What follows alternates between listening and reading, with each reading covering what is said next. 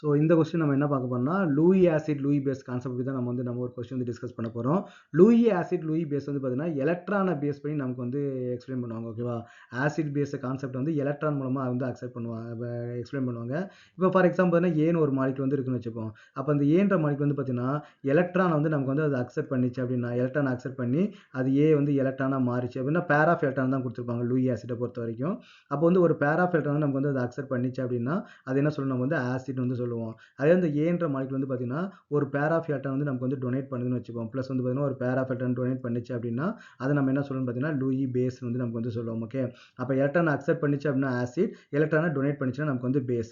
இப்போ நம்ம வந்து ஃபர்ஸ்ட் என்ன பண்ணுவோம்னா OH மைனஸ் வந்து நம்ம எடுத்துப்போம். ஓகே, அப்போ OH மைனஸ் நமக்கு என்ன இருக்கும் பார்த்தீங்கன்னா அதில் ஆல்ரெடி நமக்கு என்ன இருக்குன்னா மைனஸ் சார்ஜ் வந்து நமக்கு வந்து இருக்குது இல்லையா. அப்போ இன்னும் வந்து அது எலக்ட்ரான் வந்து நமக்கு வந்து அக்செப்ட் பண்ண முடியாது. அப்போ எலக்ட்ரான் ரிப்பல்ஷன் தான் வரும். அப்போ வந்து மைனஸ் சார்ஜ் இருக்கனால இது எலக்ட்ரான் வந்து பார்த்தீங்கன்னா டொனேட் பண்ண தான் நமக்கு வந்து பாசிபிலிட்டிஸ் இருக்குது. அந்த லோன் பேர் எலக்ட்ரான் இப்போ OH மேலே இருக்கக்கூடிய எலக்ட்ரான் வந்து டொனேட் பண்ணுறதுக்கு நமக்கு வந்து பாசிபிலிட்டிஸ் இருக்குது.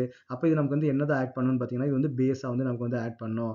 ஏன்னா எலக்ட்ரான் வந்து நமக்கு வந்து டொனேட் பண்ணிச்சுன்னா அது நமக்கு வந்து பேஸ் இல்லையா. அப்போ OH மைனஸ் வந்து பார்த்தீங்கன்னா நமக்கு வந்து லூயி பேஸ். இப்போ ஃப்ளூரின் மைனஸ், அதே மாதிரி ஃப்ளூரின் மைனஸ் நமக்கு என்ன இருக்குது, மைனஸ் சார்ஜ் வந்து இருக்குது. அப்போ அதனால எலக்ட்ரான் வந்து அக்செப்ட் பண்ண முடியாது, எலக்ட்ரானை டொனேட் பண்ண தான் செய்யும். அப்போ எலக்ட்ரானை டொனேட் பண்ண நமக்கு என்னன்னா அது வந்து நமக்கு வந்து பேஸ் அப்படின்னு வந்து சொல்லுவோம். Okay, is it correct? Next என்ன பண்ணாங்கன்னா H பிளஸ். அப்போ H பிளஸ் என்னது, இது வந்து பாசிட்டிவ் சார்ஜ். அப்போ electron is the negative charge. அப்போ it is possible to accept the electron.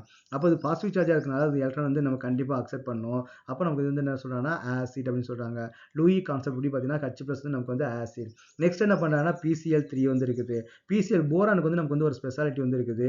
PCl is the boron எப்பவுமே வந்து பார்த்தீங்கன்னா electron deficient compound. Electron deficient compound அர்த்தம் அது வந்து எலக்ட்ரான் எப்பவுமே நமக்கு வந்து ஒரு டெஃபிஷியன்சியாகவே இருக்கும், ஒரு பற்றாக்குறையாகவே இருக்கும். அப்போ அது வந்து எலக்ட்ரான்ஸ் வந்து கொடுத்தா அது வந்து நமக்கு வந்து வாங்கிக்கும். அப்போ BCl3 என்ன பண்ணோம், எலக்ட்ரான் நமக்கு வந்து அக்செப்ட் பண்ண தான் செய்யும். அப்போ அதையும் நம்ம என்ன சொல்லணும் பார்த்தீங்கன்னா ஆசிட் தான் நம்ம வந்து சொல்லுவோம். அப்போ லூயிஸ் கான்செப்ட் படி OH மைனஸும் F மைனஸும் நமக்கு வந்து base and H plus and BCl3 வந்து பார்த்தீங்கன்னா ஆக்ட் ஆஸ் ஏ ஆசிட்டாக வந்து நமக்கு வந்து இருக்கும்.